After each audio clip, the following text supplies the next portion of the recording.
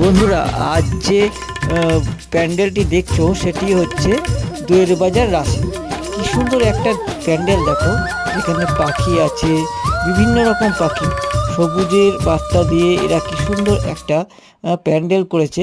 এই দইয়ের বাজার রাসে অনেক পুজো হয়। এই পুজোতে এই প্যান্ডেলটি বেশ নজর কেড়েছে।